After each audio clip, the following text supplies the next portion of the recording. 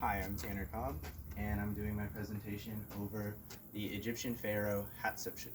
She is the third female ruler of Egypt.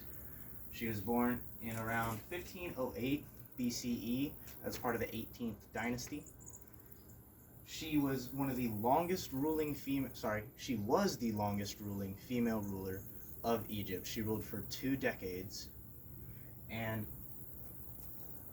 she's noted as the only successful female ruler of Egypt. The others were considered massive failures.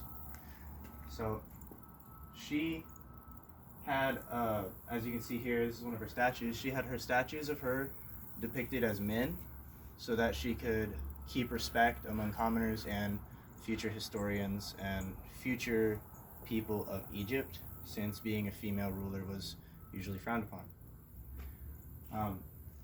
She took her power in a time of prosperity.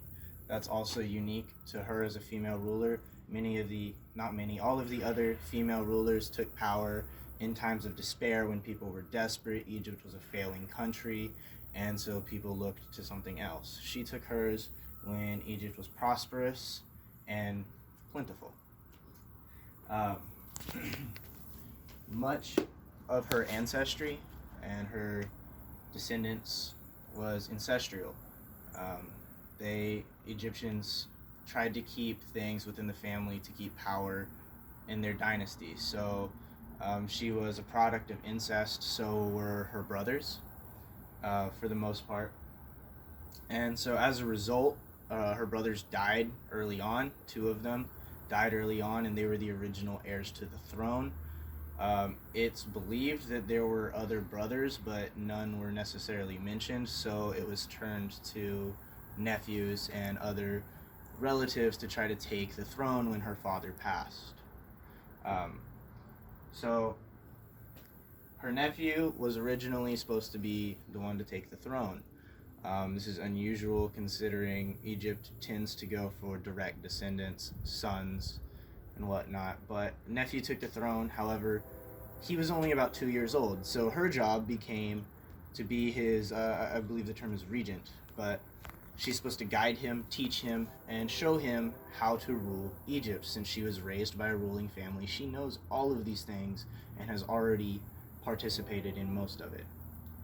Well, she did do that, and she taught him to rule, and she groomed him to be king. However, while he was still young, being a toddler almost, she assumed rule on his behalf, and when he was old enough to take the throne, she kept ruling. Whenever he eventually did get the throne after her death, he attempted to erase any evidence of her as a ruler. He had buildings destroyed, paintings carved over or painted over. He attempted to destroy any evidence of her and give the credit to his father and grandfather. However, he was unsuccessful, and we still have evidence of her rule, thank goodness. Here we have a bit of her family tree. She was a descendant of Amenhotep, who, as we know, is another pretty popular pharaoh, and this was supposed to be the first successor. This was her father, Thutmose. I can't speak Egyptian. This was her father, and then her brother who passed, and here's her family tree.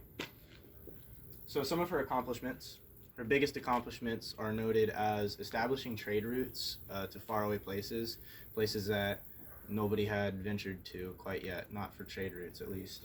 Most notably, the land of Punt. It's modern-day Somalia, roughly. It's this kind of region right here with Yemen, Ethiopia, Somalia. That's where the land of Punt is believed to have resided.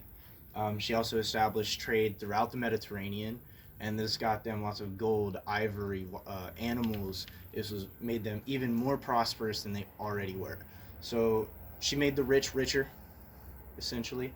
She kept Egypt prospering, and she is, as I mentioned before, she's noted as the only successful female pharaoh, as in she's the only one to leave Egypt in a better state than when she found it. Another one of her accomplishments was her burial temple that she had built.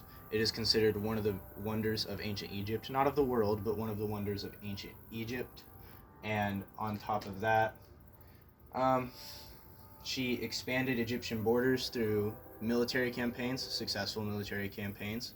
Once she kept them prosperous and kept making money, they had money to fund a good military and take over some surrounding areas. That's Hatshepsut.